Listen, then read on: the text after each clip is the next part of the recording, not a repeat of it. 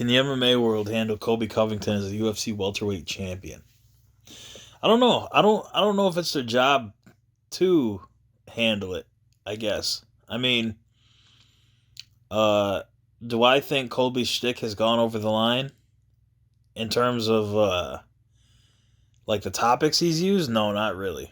I don't think he should use like he has used one of his coach's deaths, I think, in promoting his fights. Not necessarily in promoting, but that's the accusation, you know what I mean? That he's used the death to his benefit and like talked about it a little more than he should have, and like Mhm. I don't even really know the context, but I know that's an accusation. But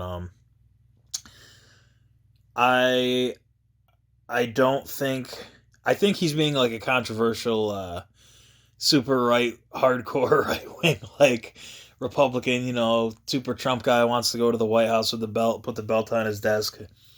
But I don't think that's harmful, and I I guess it's like it could be harmful if you were doing it the wrong way, right? Like if you weren't taking the precaution to just be like a troll. I guess you know what I mean. You could go about it the wrong way, and like the racial thing, you could just start saying slurs, and like everyone would quickly turn on you and take it. You know what I mean? Like because Right. nobody would be cool with that.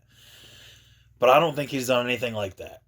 You know Yeah. what? Like if anything, he's like He's more just being controversial, I think, like you said. being cocky, yeah, being an Yeah, asshole. it's an act more than anything. At least that's my perception of it at this I think point. so too. And I do think that, like you said, But I don't think it's anyone's job to right. handle it a certain way. I think it's almost his job to make himself presentable, whether or not he wants to be a bad guy, whether or not he wants to be a good guy. Like, I think that's part of his job to make the people care about him one way or another. Hmm. And before, it didn't matter how he got his name mentioned as long as he was in the conversation. And now, I think that now he's in the conversation no matter what because he's fighting for the welterweight title. So even if say he goes out and wins tomorrow night, UFC 245 tomorrow, Usman versus Colby Covington. Say he goes out and wins. If he goes out and wins, it's his job to make the people care about the next fight. Hmm. Now, if he fights a guy that's supposed to be a face, he should be an asshole. He should keep doing what he's doing and pray that people want to see him get beat up. But if he's fighting somebody that's a heel, or it's a heel versus heel matchup, he could almost assume the tweener baby or baby face role himself, Right. and then be the good guy. And I think he has the potential to do a real crazy face turn. I think so too. I don't think right now in like today's political atmosphere, political climate, whatever you want to say, it's not necessarily a hotbed for him to succeed, but 6 months, a year, 2 years, who knows, however long it might just flip, and you know what I mean. Like all he has to do is keep doing the same thing, but stop playing like to certain sides of it. Right. Like still be an asshole or still be cocky, maybe like right after fights or interviews, but like still do charity work and you know what I mean, not actually be an asshole and like maybe drop the how he has like models around him all the time. Maybe drop that part of his gimmick and like you know what I mean, become like a loyal family man or like something, but like keep the edge. Yeah. Keep the same edge, but you know what I mean, change style it up a little bit, change it, evolve. Yeah. And I think people are interested to see who Colby Covington really is. Cuz like like it's just weird. I think people just buy into the personality too much. I don't think and maybe that's Colby's fault. Maybe that's his fault for maybe not dialing it back a little bit. You know what I mean? And just always being on. And like sometimes his lines are fucking corny and they come across wrong or like they don't hit the note that he meant to hit. Yeah. I'm not saying he's the most brilliant promoter of a guy, but he's always trying to promote. Like he's always trying to fucking get his name out there, and that's just what I see. Yeah. And I could be wrong. I agree with you. I think that he definitely is extremely controversial. That's what he's angling for. I think that was a big part of getting him in that conversation and being somebody that's talked about so highly and dominantly in the conversation when it comes to mixed martial arts. And I think that kind of helped his ascension as far as, people wanting to fight him being a bigger target, higher profile guy. And I think that now he's kind of reached this point of success where, like you said, he's kind of reaching that point where he can segue into that next phase. He doesn't necessarily need to be out there saying all these super controversial things because he's already the person being talked about. But I do think that's almost not how it has to start, but I do think that's a genuine starting point. Yeah. There's nothing wrong with it. And I do think I think it's a touchy subject no matter what, because, I mean, politics are always going to be volatile and people are going to take them personally. But I also do think that people have to come into that with an understanding as far as a fan, from the fan's perspective. Like, you can't necessarily put too much weight behind all these things and really personalize it like that. It's a different game than it was. It's not like, before, I feel like when so, like, say 70s, 80s, 90s, 2000s, when people were saying things in interviews, it was almost like that's how that was their only outlet to, like, let people know how they felt. That was all they could do. Correct. Now, you know what I mean? Now they use that, if anything, as a tool, like, interviews with sports personalities and like talk shows and like ESPN and like that type of thing. That's all just media. That's not to get to know them. That's just to promote whatever and sell something. That's all that is. Yeah. We're like, now if you want to get to know somebody, have them on, like, the Candace Owens podcast is a good example because she had him on there and he kind of revealed a little bit that, like, it was all a character. And everybody knew that already. I can't say everybody knew that, but yeah, there's a lot of people that, to my point though, I was going to say that there's a lot of people that might not like him because they get too swallowed into that stuff, and it's like I get, but they have to understand that that's the reaction he's trying to provoke out of people. He's either trying to get the people that are already on that side of the spectrum to be like, oh, that's our guy, rally behind him, and then the people that are on the other side, he wants you to not like him because of that, because he thinks that makes you interested in watching him fight. And I'll say, go look at Mike Platinum Perry. He played the racial card too. He started saying, what was he saying? He goes, I took the test. I'm 2% African. I could say the N-word whenever I want because I'm a brother too. And he started saying it to Woodley. He started saying it to everybody. Yeah. Now you think that's something people would take the wrong way, right? Nope. Completely fucking embraced it. Fucking everybody loves him. It doesn't matter. Like, now he's more over than he's ever been. Like, and he's like, everybody loves him. Everybody loves him for being Mike Perry and doing whatever the fuck he wants and saying whatever the fuck he wants. And, like, everybody, every like, not a single community has had a problem with Mike Perry. Like, isn't that, like, almost, like, it's strange, yeah, ironic that, like, the guy who's like, I'm not saying that would work for everybody, but, like, you know what I mean? Like you take somebody else saying something. Like, imagine tomorrow if Colby Covington came out and said something like that. Yeah. Oh my God. Yeah, it'd be. They'd kick him out of the UFC. They'd freak out. You know what I'm saying, though? But, like, I know what you're saying. Like, really, what's the difference? Is because, you know what I mean? Like, people would take him too seriously, and people don't take Mike Perry seriously at all because he's like a clown. Like, you know what I mean? Yeah, exactly. Like, what's Maybe they thought the he difference? was joking. Yeah, exactly. I mean, as far as the whole thing with Colby, I think it is just he's played the character too well, and he has made it believable. And I'm not even saying he's not, like, right wing or anything like that, because I'm sure it's his real personality tuned up to, like, a 10 or an 11, like, where he's normally at a 2 or 3. Yeah. And again, I mean, it's one of those things where it's like, I wouldn't, agree with his politics personally, but at the same time, the UFC, to the main point, I guess, of the question, like, can the UFC or the MMA world handle him?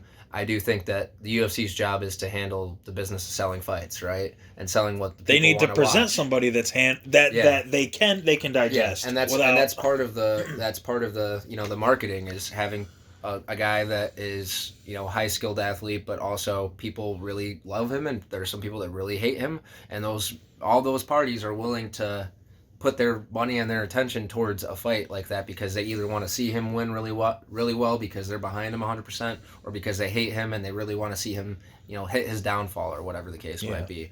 So I do think that, like, fans have to just kind of, like, keep that in perspective. Every time when you hear, like, fighters, going back and forth, like, yeah, some of that I'm sure is genuine, but like Jesse said, it's tuned up to an 11. Like, it's intended to get that reaction from you. So, don't necessarily give them what they want, I guess. But I also think that too, like, as fans, like, if that's the other thing, if fans really are not with that, sort of personality in the sport or whatever, or just if people as fans got tired of these people being more like talkers, showboating, promoting rather than just pure athletes, then as fans, people need to start actually, buying the pay-per-views for the people that are just really high skilled fighters that don't talk a lot, that don't whatever. Because right now, the way that the UFC and the way that these fighters that are up and coming see it is like, hey, if I want to be the biggest guy out there, I've got to talk like that. I've got to be controversial. I've got to be somebody that gets in the conversation all the time by being out there. Speaking of, UFC has not done a good job at all promoting this fucking card. I have not Terrible. seen. I knew it was coming a long time ago from when the fight was booked. I almost forgot about it. To be But honest as far as seeing things recently, I haven't seen anything on it in the last 2-3 weeks. Yep. Today I looked up a UFC video on YouTube that I looked up, like typed it in and went to search out the whatever the hell, the UFC Unfiltered or whatever they call them, for the upcoming things. But I mean, it's just I almost can't wrap my mind around it. There's 3 title fights this weekend. Mm-hmm. I mean, don't get me wrong. We already know that Amanda Nunes doesn't really draw money. We know that, nobody. And all right. So I gotta say off the bat, I love Amanda Nunes. I'm a hardcore MMA fan. I'll always watch her. And she has about a 200K people that will 200K before they fucked everything up and took themselves off real pay-per-view, but about 200K fans that'll buy that no matter what. Max Holloway, only 100K people about are gonna buy his fights. So all these people are set up to fail because Colby's not a draw. Usman's not a draw. Mm-hmm. So I mean, what you stack these 3 on a. Normally, I'd like to think that if you put 2 title fights together, there's a lesser champion and they can get a rub from a greater champion on the card. That's not really there for this fight. And I haven't seen anything even promoting the main event. I agree. I mean, the promotion behind this event has been super lackluster. I mean, I haven't seen very much at all, even on ESPN itself. You know what I mean, as far as that. And I would expect more promotion behind this. I would expect more attention behind it because it is an interesting card on its face. I mean, these are fighters that people should want to watch, and it should be getting more attention than it has been. So it's just one of those weird things that I always kind of wonder about the UFC and their marketing machine is how is it that they can take guys like McGregor and put their muscle behind him and turn him into, a massive superstar, so quickly. And then there's other people that are amazing fighters, that are good talkers, that are good promoters. And they almost can't beg people to pay attention to it. I don't think they're good at starting it. I think they're good at seeing something that's kindled up and starting to burn. Mm-hmm. I think they're good at spotting when something starts to burn, but not very good at creating it. Well, like a WWE. In their lifespan, how many of those people are there that they've really hit on like that? Obviously, you have your pioneers like Chuck, Tito, all that sort of stuff. But then, I mean, in the more modern era, you have McGregor. Weidman was a flop, I'd say. Yeah, I would say Weidman's super flop. I would say that there's other stars too, like Cody Garbrandt. I thought was going to be a lot bigger. Flop. Dillashaw could have been much bigger. Flop. Yeah, I mean, there's a lot of guys. If anything, the guys who they didn't want to win, Cejudo, Nunes, Jermaine de Randamie back in the day, winning that. But I mean, top tier. No, that's what I'm saying is those are they lost to these people. Right. So on some level, I'm not like Khabib. Is Khabib a big star? Yeah. Would they have rather had McGregor win and then build his star power up double and then fight another 10 years undefeated? Probably, yeah. You know what I mean? And I'm not saying that Khabib winning doesn't do good things or isn't good for the sport, but compared to what could have been if McGregor was untouched, holy shit. Yeah. And same thing with a Ronda Rousey. How big would Ronda Rousey be now if she was still fucking? Maybe people would have got sick of it, but maybe it would have been bigger than ever, and she would have been still headlining pay-per-views, and would have led to a whole new era of something else. You know what I mean? And well, I think that's a big problem that they kind of face now going into the future, because a lot of the main people that I would argue are those top stars are people that 5 years from now you can't count on them being around anymore. I mean, as far as Conor, John Jones, even. I mean, John is still relatively young, but I mean, he's gonna be, how old is he now? 30s, early 30s, young. 32, 33, I think. Yeah, 5 years. I mean, the guy's but almost gonna be... even Or and then like Lesnar, DC, But you never all know. those guys are gonna be they're on their way out, and That they're is, like how many of those like young 19, 20, like they've done some good yeah. stuff with that as far as like Wonder Boy, I would say, or not one, and then Sage Northcutt. I don't know. There's definitely some good young talent, but Sage is in one FC. well, I know, but from previous, you know what I Yeah, mean? yeah. That's what I meant. Like A lot they of did a good job as far as their when he was there. guys, They were trying to build him up as a Paige Van young Zandt too, talent. they just fizzle out. You can't. I think this is different. You can't build people like that. If they lose, they are not going to be big stars. Yeah. There's some exceptions where like a Diego Sanchez, you know, a Bisping even, like you can lose certain fights. Even like Damian Maya, like not like a. He's obviously a legend and like a Hall of Famer, but as far as like a popular fighter, he's not that fucking popular. Um, but he's that level where you could still build off him. You could still you could still you could still get all these things accomplished, and like I guess that's the best they can hope for is someone that level. Because like obviously you're gonna want to hope for a McGregor, you're gonna want to hope for a superstar. But as long as they can consistently show up, they can consistently win fights, they can consistently draw, then I think it's almost safe to promote them. Yeah. Like a That's true. Stipe Miocic, for example. Like I feel like a lot of the time they didn't promote him because they weren't sure how long he was going to hold the belt. And now that he's proven he can hold the belt, fuck, why not promote him? That's true too. You know what I mean? Like It's almost like, record labels or with musicians, it's like they almost look at them as like, hey, you only are going to be a hot on the shelf for like a year or two, so like we're not going to put too much behind you because you're going to go and you're going to take off and then you're going to come back down to earth, and there's only going to be a select handful of you that are going to have that longevity to be able to maintain it, and then once you've proven that to us, we're going to put our massive say Masvidal is a good example of that. They never push Masvidal. He earned everything he got. They never pushed him. And now that he's kind of proven more and more, they're giving him more and more. Yeah. And If anything, he won 4 or 5 fights that maybe he, I'm not saying he shouldn't have won, but going into them, he probably wasn't favored going in, and he won all those fights. He every time he was tested, he proved that he could do it, and then they gave him the marketing push. Yeah, because they want to be basically convinced, hey, this isn't going to be a one and done. And I think it's a learning process because like the Paige Van Zandt thing, the like you said, the Garbrandt, Sage Northcutt, that type of thing. Like like you can't. It costs a lot of money to promote these people if they're going to be fizzling out and changing sports and not working out and doing different. Yeah. Different and that's a whole generation of fighter almost because like you look at I'm not sure exactly year, but what 2015, 2016, 2017, Paige Van Zandt, Sage, and 2 or 3 other guys are headlining shows expected to be their next big stars, and they kind of fizzle out, aren't with the company anymore. Like that's a lot of marketing money that's just gone. Just you know what I mean? Just yeah. If anything, somebody else is getting the value out of that. Like Paige Van Zandt, whatever movie she does or whatever she decides to do, like not saying she's even retired or anything, but like she's gonna have a longer career elsewhere than the UFC. I agree. I get what you're saying. And so I don't know, the marketing thing is even touchy. Like it's hard to predict who's gonna pop when, but I don't think they do a good job of taking advantage of things when they're hot that many times either. Like like the Covington thing. Covington was a lot bigger name when he won the fucking interim title. He's not even the interim champion anymore. Didn't they technically like strip him? Mm-hmm. And like that, he's not even really in the conversation anymore. They kind of had to inject him. Yeah. And it did definitely. It's not as exciting as it was, I would say, a few months ago for sure. As far as like my personal, it should have been a year ago that he was in the title picture, fighting probably Woodley.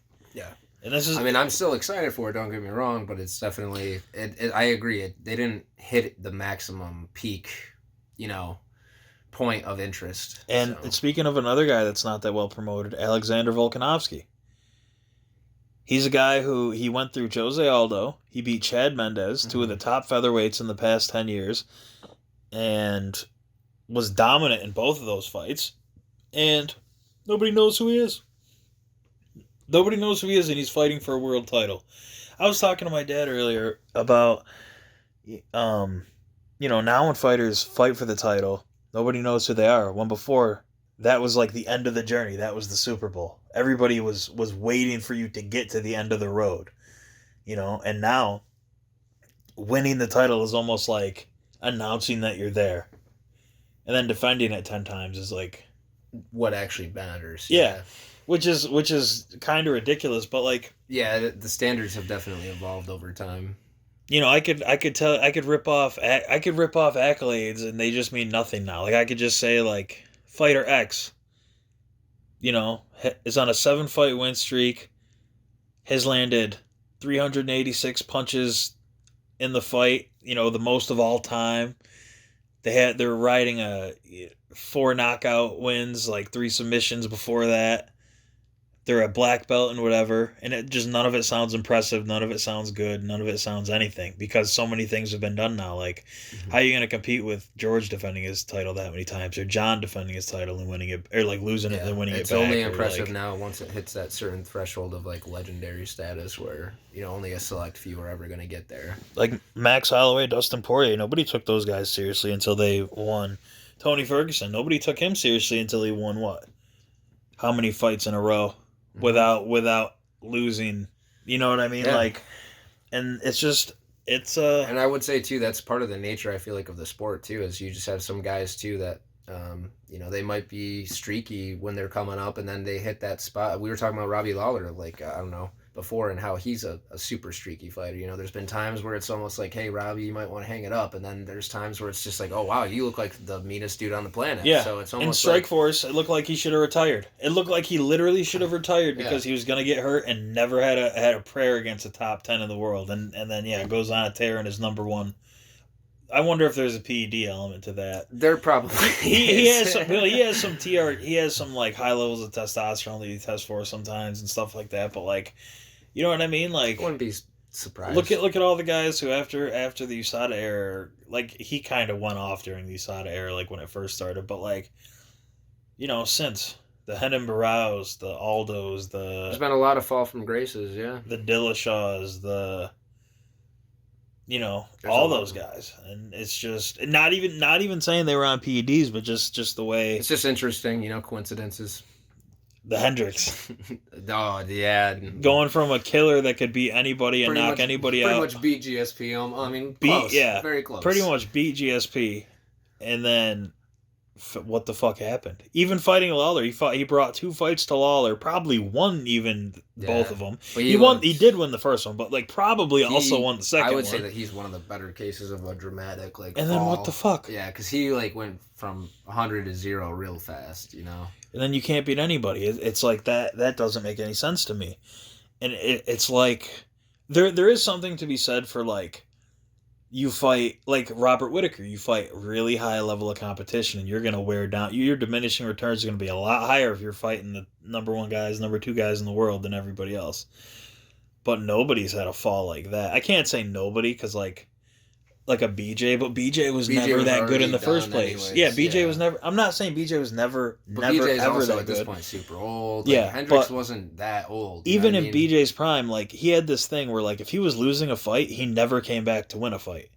Every fight he was winning, like he usually won, but he never would come back mid-fight if he was already losing. So it's one of those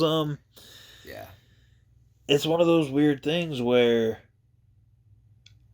I don't know if diminishing returns like do you take too much damage and then you're a shitty fighter because you literally your body can't keep up? Yeah. Or is it like a Vitor Belfort PED thing where you're on TRT and you look like you're 25 years old, but you're off it, you look like you're 55? Yeah, that's true. Or Lawler, too. It could even be a case of young, not getting great coaching, finds the right camp, figures it out. Who knows? There's a lot of different things, I guess, that could cause somebody to go from, a high level down to a low level. Even money. You have... Yeah, you're fighting for a championship and you have millions of dollars on the line versus you have $30,000 on the line and you have to fight 9 times a year. That's who's gonna be hungrier. Yeah. When it comes, So that's a big part of it too, I would say. I don't see good things in the UFC's future though in the next year. Like normally, you can kind of predict what's going to happen a little bit out. And I know Connor's coming back, so that could be good if Connor wins and goes like on another streak and everybody gets super invested again. But other than that, like the other divisions, I'm not that excited about for some. Like I just don't have a good feeling about them, and I love the sport. I just I feel like it definitely needs a new breath of life into it at the moment. Like it feels a little bit stale right now. I'm not even sure it would help. But like in the heavyweight scene, like everything is stale. Light heavyweight's been stale for 10 years. Uh, at best, John Jones is calling out middleweights. Israel Adesanya, his best hope for something interesting is like a title fight with John. So like middleweight's kind of dead right now. Like there's a lot of contenders and they're hungry, but like interesting title fights that everyone really wants to see, like not really existent. Welterweight, we got the mess with Covington Usman, and beyond that, I'm not excited to see a Woodley fight. I'm not Yeah, I excited haven't to been excited see to see Woodley fight in a while, and it's much. a real shame because he's a great fighter, but he's just not. 155, I think, is always the exception, where that's always interesting. Like no matter what's going on, like 155 Yeah, is always kicking. You it's a got nice Connor sweet coming spot. back. You got Khabib and Tony. You got that pack of contenders that's always just changing. Like any of those guys could fight for a title. Any of the top 10, top 15. Right. Um, 145 doesn't look that interesting. I mean, we got Volkanovski and Holloway. I mean, I suspect Holloway is going to come away with a win this weekend. Um, Hmm. but after that, nothing in the foreseeable future looks that interesting. 135 and 125, we got Cejudo, and he's having contract problems with the UFC. He's saying he might leave. That's what I was saying earlier too. Covington's saying he might go to the WWE if the UFC is not willing to pay him, which a lot of it might be talk for just negotiating and getting more money, but that's an important point too. Is why would the UFC promote Colby Covington? Like, obviously they have some interest in doing this fight, or they wouldn't have done it. If they didn't think they could benefit in some way, they wouldn't have put the fight on. But if he wins the title and then leaves and then cuts a promo on UFC pay per view and then goes to a different company, that doesn't look good for them. No. Maybe that's why they're not promoting it, because they might not be that confident that Usman could come away with a victory, and Usman's not a company guy either. He's out for not that that's a bad thing, you know what I mean? But he's not on the UFC side. He's on Usman's side. Right. So I don't know. Things could get very interesting. Yeah, I definitely agree. So yeah, and then we got Amanda Nunes versus Jermaine Durandamy, and I'm not really hot on Jermaine Durandamy for the past couple years. She ever since she had that thing where she was gonna fight Cyborg, and then she said her hand was injured, and then she gave up the women's featherweight title. I just I don't know. I don't feel like the people are that interested to see her. I'm not that interested to see her. Amanda Nunes is always fun to see. But I think people just expect a quick win. I don't think it's that intriguing, because any of these matchups, like, do they interest you? I would say that Usman and Covington on paper is an I'm interesting I'm fight. not saying do you want to watch them or would you watch them. I'm saying Yeah, well, would you no. tell your family to go watch them to interest, like if you were to get them into the sport, or any of these fights that you would recommend? I wouldn't say that they're no. I mean, that I would say that Nunez and Durandamy there. That's all going to be predictable. I think, in my opinion, Nunez comes away looking like a super, hot favorite going into that. I don't foresee her coming away losing. So I think that's pretty predictable. I do think that Usman and Covington could be a good fight, but I wouldn't say that if I was trying to show this sport off to somebody that's never watched a fight before, that might not be the first thing I want to show them. So. I think it'll be a good card. I'm excited to see Max. I always like seeing Max fight. I was telling my Um, dad earlier that he always looks like death with his weight cut. So that's always something to see. Like if he has a good weight cut, he'll be fun to watch. If he has a bad weight cut, he could be in for a rough night. Volkanovski could walk away with the fucking title. that's what I think is the most intriguing of all of them to me is Max. I always like watching him bang, and then fighting against somebody that's looking like a real hot prospect that could maybe take the belt away on a good night. I mean, I'm really excited for that. Nunez, I think that's predictable. Usman Covington, I think that's going to be a good fight, but I also am I'm not. kind of worried for Colby. To I'm be not honest into. with you, I'm because not buying into it as much as I was a few months ago. If this, like we were saying before, if this was an earlier fight when the hype train was really carrying it along, I think it would have been a bigger fight that I'd be more invested in. I'm still wanting to watch it, but I I don't know. I think if Colby can't take, I don't think Colby will have a problem taking him down at least a couple times. But if he can't take Usman down, like, and he just stuffs all his takedowns and he's dominant in the clinch, Mm-hmm. Colby can always stand there and kind of pepper him with shots. But Usman's nasty in the clinch. He Clinch, does a yeah. lot of damage. He doesn't let you I think it's escape. an interesting matchup. I do think that their styles are going to both kind of contrast well. I mean, it's going to be. I do think it's going to be a good fight. I don't think it's going to be really quick. I think it's going to be a kind of a sustained. I hope Colby talks shit the whole time, and I hope it's a heated matchup. I really do hope we get like a, I think it's going to be a good fight. on paper or like on paper and before fights, a lot of them are crazy good competitive matchups, but like I really do think this is a grudge match where like both guys are going to be angry as hell, I think so trying too. to prove something, like a DC Yeah, DC it John has a fight. lot of the potential for fireworks there. You have two people that are stars, but they're not really solidified stars. So they're really trying to make that next bump up. As far as Usman trying to just solidify it, and Covington as far as just trying to make sure that he maintains like his current momentum.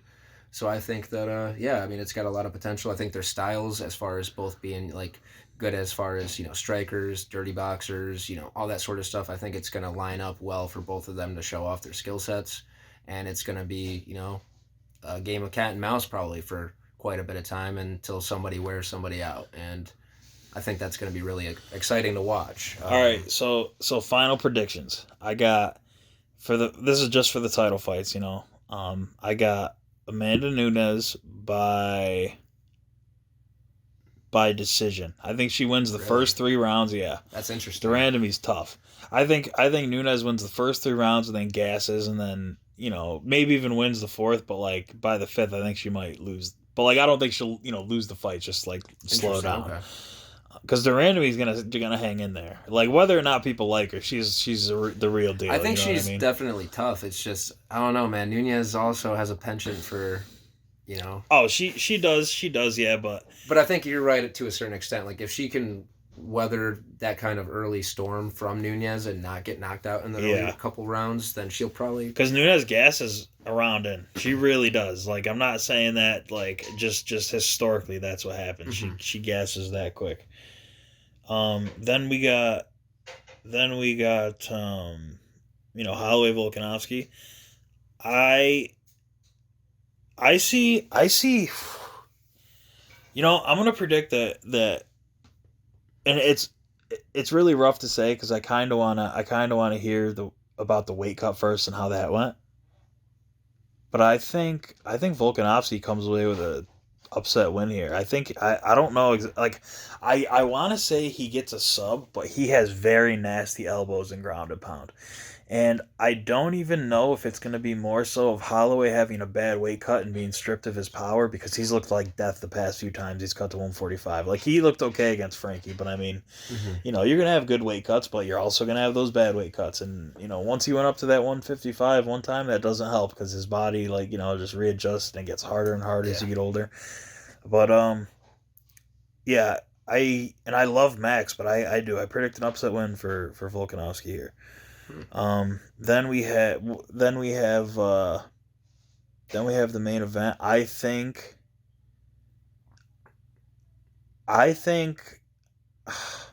Usman's dangerous, but I think Colby wins a 5-round decision. I think he just grits it out and has that wrestling mentality, and just we'll see. This is the first real test for either, not real first real test for either guy, but the first. It's gonna be a good. The first. Test The for first. you, yeah. Similar, like they have such similar styles. Where like it's like the immovable object and the whatever the fuck. Yeah. You know what I mean? It's So yeah, I mean, kind of then at that point it does run the risk if one of them does get beat really badly of kind of exposing them and really pushing them down the ladder a bit, but I think it's gonna be really tight. I really do. But who do you think's gonna win? I got Nunez by first. knockout. Okay. And that Early or I'm gonna say second round. okay. And then I will go with. I mean, I'm gonna go with Max. I got faith in Max. I pick against Max. I used to pick.